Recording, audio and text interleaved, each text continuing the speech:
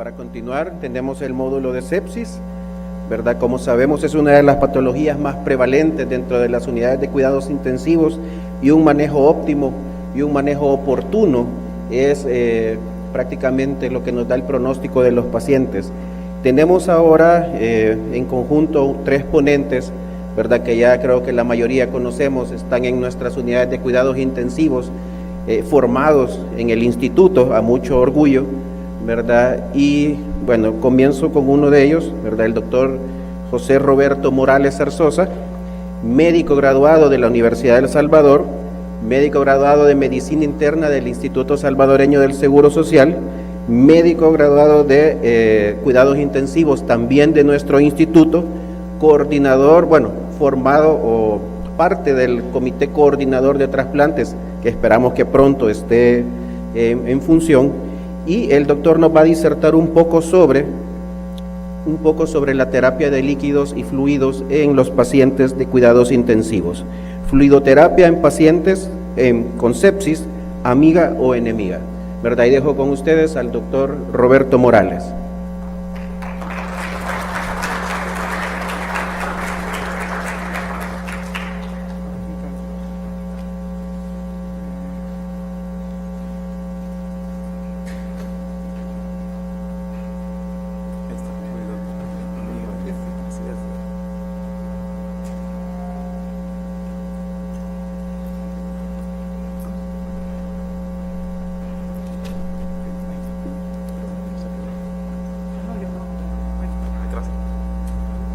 Muy buenas tardes a todos. Es para mí un honor estar aquí con ustedes compartiendo un poco de lo que hacemos en cuidados intensivos. El tema que vamos a ver ahora se llama fluidoterapia en sepsis, amiga o enemiga. Como todos sabemos, parte del manejo de la sepsis, del manejo integral, es la fluidoterapia, pero tenemos que ver si nos va a ayudar o nos va a complicar. Por eso es el tema que se llama así, amiga o enemiga. Vamos a decir como introducción que pues la reanimación con fluidos tenemos ya desde 1832, durante la epidemia de cólera en París, que se empezó a utilizar. Ya en 1870 ya se instituye la solución salina normal, se adiciona calcio, porcina y ringer, y en 1930 ya Alexis Harman adiciona lactato y disminuye la cantidad de cloro, porque ya se empieza a ver que el exceso de sodio y cloro puede provocar daños desde esta época. Entonces ya estas soluciones que llevan menos sodio, menos cloro y que se adiciona lactato, vamos a hacer las llamadas soluciones balanceadas. El objetivo fundamental de la fluidoterapia en sepsis va a ser ofrecer una adecuada entrega de oxígeno tanto a la micro como a la macrocirculación, a través de un incremento en el gasto cardíaco. La administración de líquidos endovenosos está asociada con un incremento del gasto cardíaco solo en el 50% de los pacientes en UCI. ¿Qué quiere decir? Que solo la mitad de los pacientes a los que les administremos líquidos se va a beneficiar de estos. Y aquí viene lo interesante de este tema, que no todo paciente en UCI o no todo paciente que nos llegue a la emergencia se va a beneficiar de ponerle líquidos. Y acá viene lo interesante de este tema. Tenemos que ver con qué variables podemos valorar si el paciente se beneficiará o no se beneficiará de la terapia con fluidos. Vamos a empezar recordando un poco lo de la fisiología, el gasto cardíaco. La medición del gasto cardíaco nos va a hacer saber si un paciente responde o no responde a líquidos. El gasto cardíaco va a ser la frecuencia cardíaca por el volumen sistólico o volumen latido. El volumen latido va a depender de la precarga, poscarga y función ventricular. Aquí nos quedaremos con el concepto de la precarga, que es el que más nos va a facilitar la medición para la valoración del volumen. Vamos a recordar que la precarga es la longitud de la fibra miocárdica antes de su contracción. Y, como recuerdan la ley de Frank Starling, a mayor longitud de la fibra, mayor fuerza contráctil. Hasta un límite donde, a pesar del mayor estiramiento, no se va a reflejar un aumento en la fuerza de contracción. Para que recuerden, ahí en el lado derecho de ustedes, está la curva de Frank Starling, donde vamos a ver que existe una relación directa entre precarga y volumen sistólico. a mayor aumento de la precarga, vamos a ver un mayor aumento del volumen sistólico en un corazón normal, como la curva de arriba, donde el corazón normal responde a la administración de precarga, pero en un corazón insuficiente no hay respuesta y nos va a provocar hasta que puedan haber complicaciones. Entonces, vamos a tener aquí el primer concepto. La medición del gasto cardíaco permite mayor objetividad en el manejo hemodinámico. Pero, ¿cómo vamos a medir la precarga y el gasto cardíaco? Aquí es donde tenemos variables dinámicas y variables estáticas para medir la precarga. Las variables estáticas quizás es con las que estemos más familiarizados: la frecuencia cardíaca, la presión arterial media, la presión venosa central, la presión de oclusión de arteria pulmonar que se mide con el catéter de Swan-Ganz, la saturación venosa mixta y la saturación arterial de oxígeno. Dentro de las dinámicas tenemos la variabilidad de la presión del pulso, la variabilidad del volumen sistólico, la elevación pasiva de las piernas desde oclusión al final de la expiración y la variabilidad del diámetro de la vena cava inferior. ¿Qué tenemos con las estáticas? Las dos más conocidas, PVC y presión de oclusión de arteria pulmonar, que se correlacionan mal con la precarga. Nos van a medir presiones, pero nosotros lo que necesitamos medir es variabilidad de volumen, y esto no nos lo va a medir la PVC ni la presión de oclusión de la arteria pulmonar, asociado a otros problemas, ¿verdad? Ustedes saben que el catéter de vena central a veces queda muy adentro, a veces queda muy afuera. Hay que introducirlo. Si usted lo introduce, ya le regaló una bacteremia por estafilococo al paciente, entonces viene a complicar todo esto el manejo, y como digo, no se correlacionan bien y son más inexactas. Entonces, dentro de las variables dinámicas vamos a tener la variabilidad de la presión de pulso. La variabilidad de la presión de pulso se mide colocando un catéter de arterial en una línea arterial en el paciente, y se mide la presión arterial de manera invasiva. Ustedes sabrán, es más exacto que el método no invasivo. Entonces, acá lo que vamos a ver son los cambios en el volumen sistólico en el paciente en ventilación mecánica, lo cual es un requisito. El paciente debe de estar en ventilación mecánica. Y ahí la línea roja que pueden ver en el gráfico de la derecha muestra la amplitud de la onda de pulso, tanto en inspiración, que es la que está más alta, como en expiración. Estos cambios se dan en el paciente en ventilación mecánica. Durante la inspiración aumenta la variabilidad de presión de pulso y disminuye, entonces se saca el cálculo. Esto los monitores que tenemos, ¿verdad?, que tiene la institución, lo pueden medir. Usted solo mete los datos y el monitor lo saca automáticamente, pero si usted es de la vieja escuela y le gustan las matemáticas, puede hacer esa fórmula que está abajo también.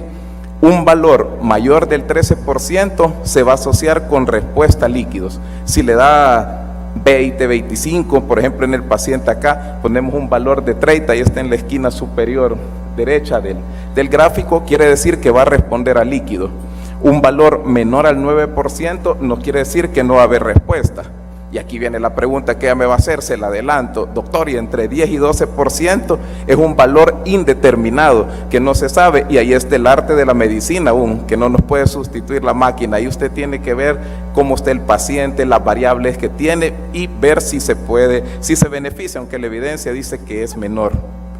Que nos contraindica, que nos va a dar que no sea medible este parámetro: arritmias, paciente que está en respiración espontánea y volúmenes tidales bajos, lo cual nos complica porque hoy la tendencia son ventilación protectiva, volúmenes tidales bajos. Tenemos el otro parámetro que vimos de las variables dinámicas, la variabilidad del volumen sistólico.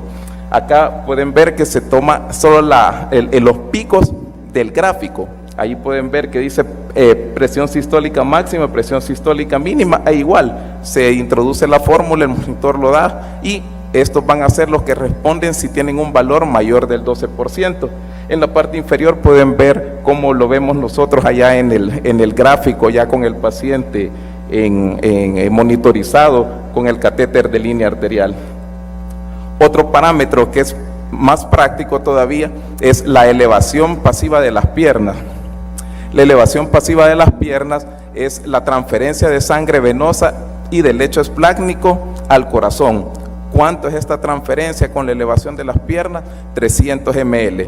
Y es una transferencia endógena del mismo líquido del paciente, y eso le da muchas ventajas a una prueba de carga de líquidos. Una prueba de carga de líquidos, usted administra exógenamente 300, 500 ml, ¿y qué pasa? No respondió al líquido y todavía le regalamos el edema agudo de pulmón. En cambio acá tenemos la ventaja de que es el mismo volumen, es una transferencia endógena. Entonces, ¿cómo es el procedimiento? Monitoriza usted el volumen, el gasto cardíaco, una de las variables dinámicas para medir la precarga. Entonces pone al paciente semisentado, así como en el que tiene la letra B, y lo pasa a una elevación de los 45 grados de los miembros inferiores y con el tronco horizontal durante 1 minuto. Luego de 1 minuto, usted puede volver a medir los valores y va a ver si hay una respuesta al incremento de líquido con un 10% de incremento en el volumen sistólico. ¿Cuál es la ventaja de este? Se puede hacer en paciente ventilado y no ventilado.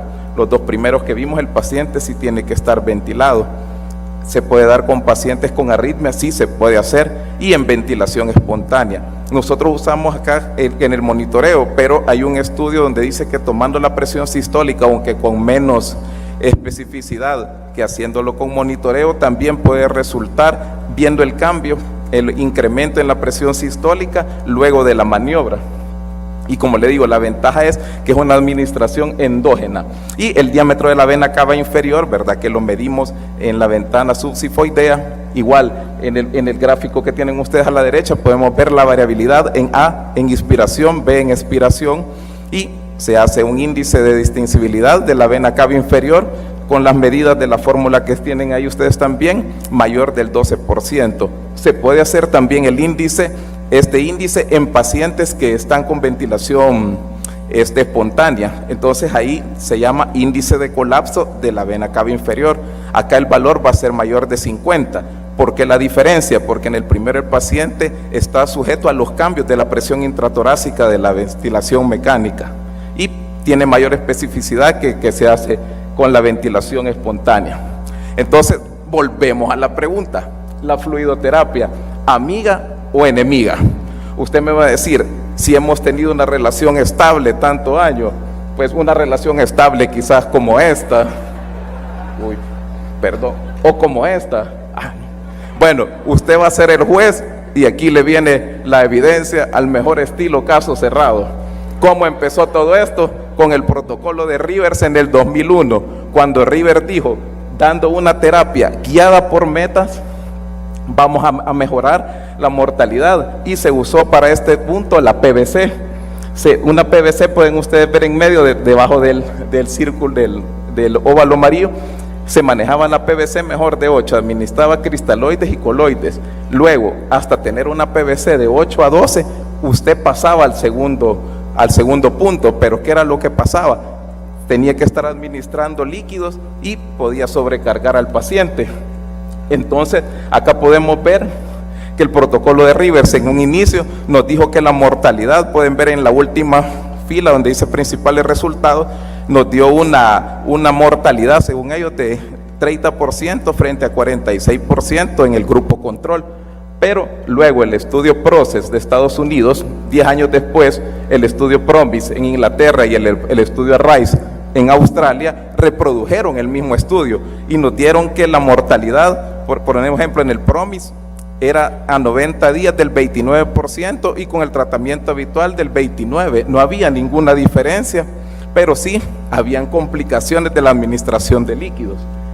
El doctor Malbrain nos ha puesto, es un médico que ha hecho muchos protocolos, médico polaco, y nos hace el esquema del hombre Michelin para que hagamos el recurso de memorizar todas las complicaciones que pueden provocar la administración excesiva de líquidos, que no es como pensamos, solo edema agudo de pulmón y edema de miembros inferiores.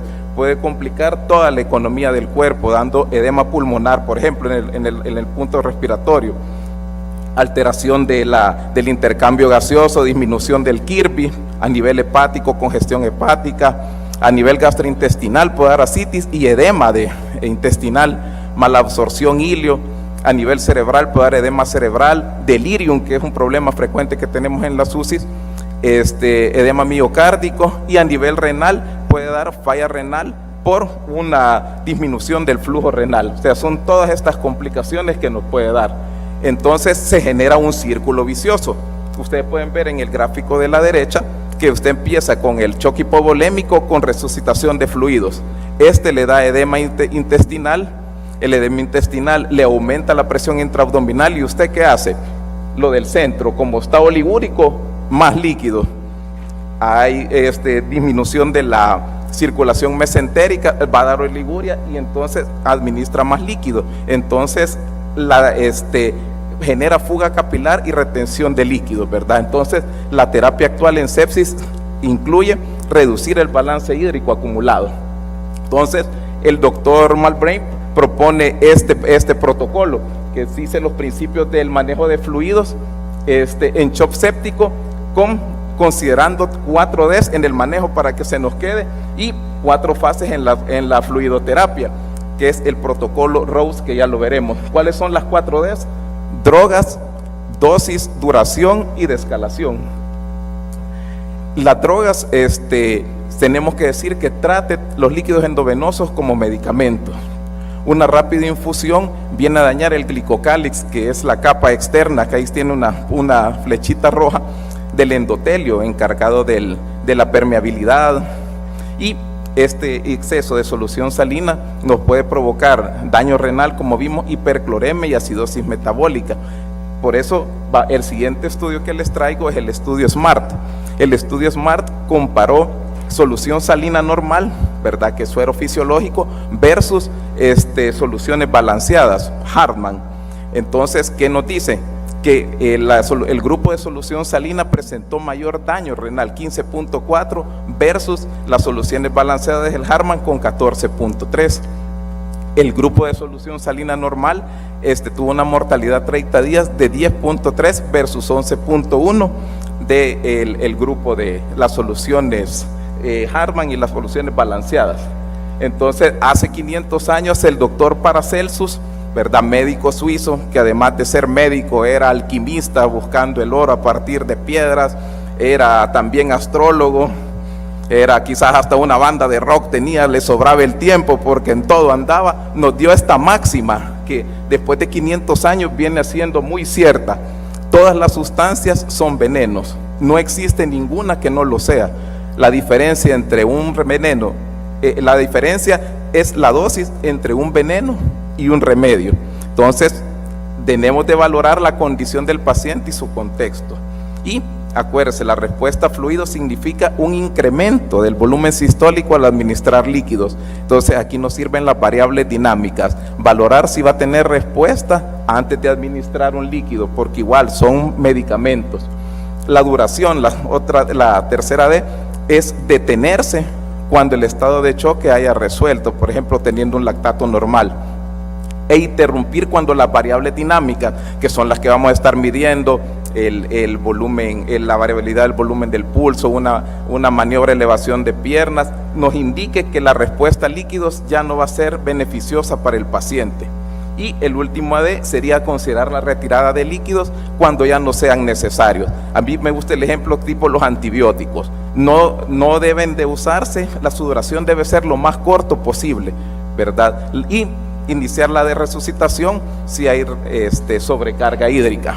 Entonces, además de las características de fluido, que es lo primero que tenemos que administrar, es importante también la estrategia. ¿Cómo los vamos a administrar? ¿Qué plan voy a usar para dirigir mi hidratación o mi fluidoterapia? Y aquí es donde viene el protocolo Rose, que es Rose por el acrónimo de las resucitación, optimización, estabilization, ¿verdad?, y evacuación. Ese acrónimo nos va a recordar cada fase, y cada fase se va a comportar de forma distinta y con una terapia distinta y una duración diferente también.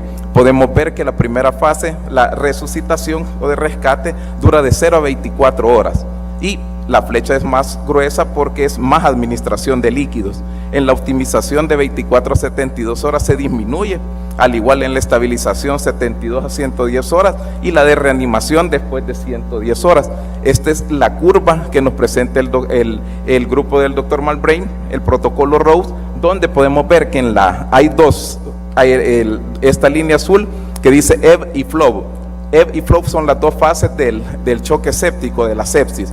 La fase ebb es una base de vasodilatación, de hiperdinamia, y la fase flow es la fase de estabilización, donde ya se recupera la función del organismo y donde la oxigenación tisular vuelve a normalizar. Entonces, en las primeras fases, ahí ven la letra R, empieza un balance acumulado de líquidos alto porque se administra para tratar de recuperar la hipovolemia, y en la optimización se ve una meseta, y en la estabilización se empieza ya a disminuir los líquidos que no son necesarios, y hasta la evacuación, que esta última, como pueden ver, dura semanas o meses.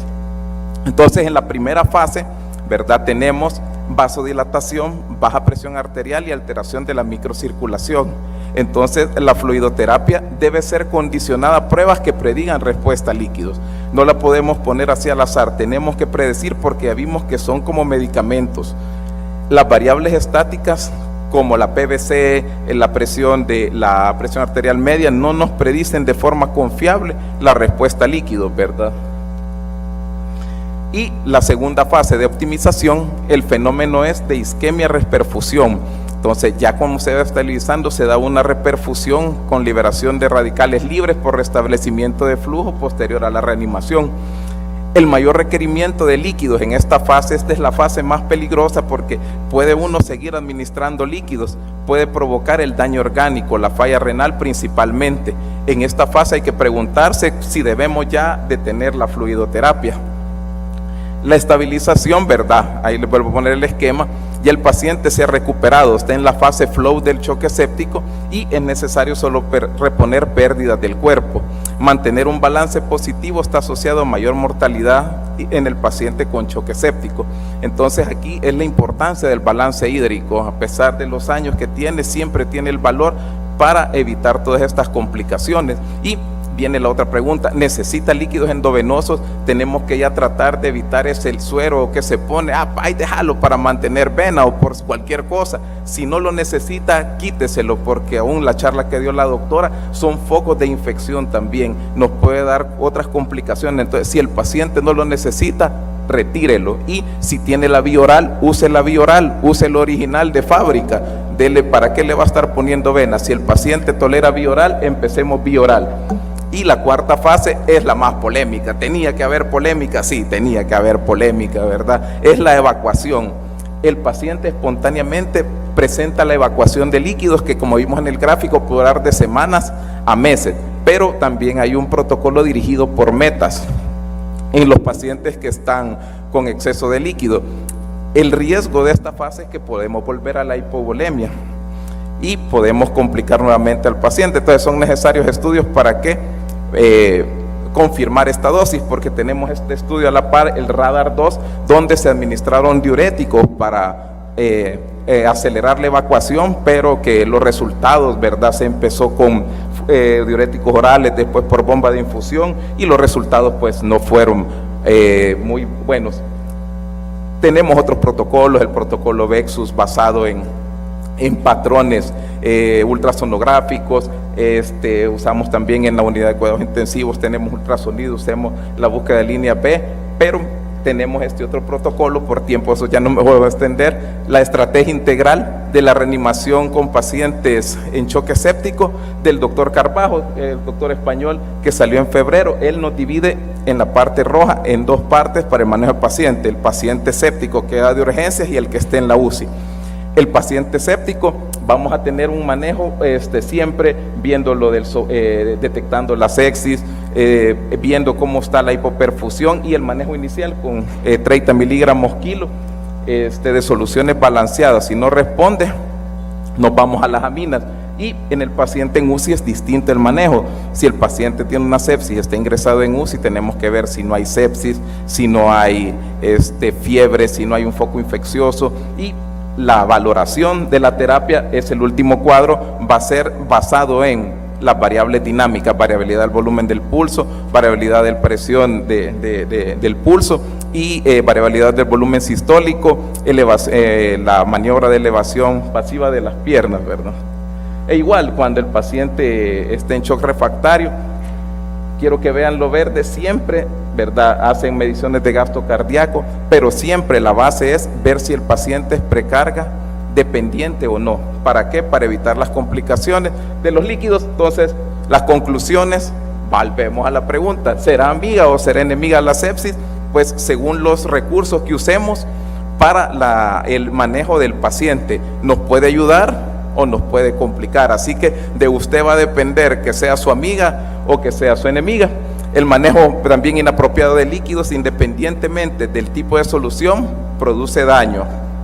Los parámetros dinámicos, que son los que vimos, nos permiten definir mejor a los pacientes que van a responder al líquido, y esta es la tendencia ahora, ver si el paciente es respondedor o no es respondedor, que no se puede eso hacer con los parámetros clásicos de la PVC y el catéter arterial pulmonar. Los cristaloides balanceados Harman han mostrado una menor incidencia de falla renal, y las fases de la reanimación en el paciente séptico coexisten. Bueno, muchas gracias. Este es un cuadro, ¿verdad?, que recuerda cómo eran las visitas médicas de 1892, que podemos ver, se llama la visita del médico jefe en un hospital. Ahí ven que está ocultando hacia la antigua y que están ahí los alumnos, está el distraído que está viendo si viene algo, está el de las libretas. Nada ha cambiado prácticamente. Solo que el de la libreta ahí tiene un celular, ¿verdad? Pero siempre, así que feliz día del médico y muchas gracias por la atención. Vamos a pedir a la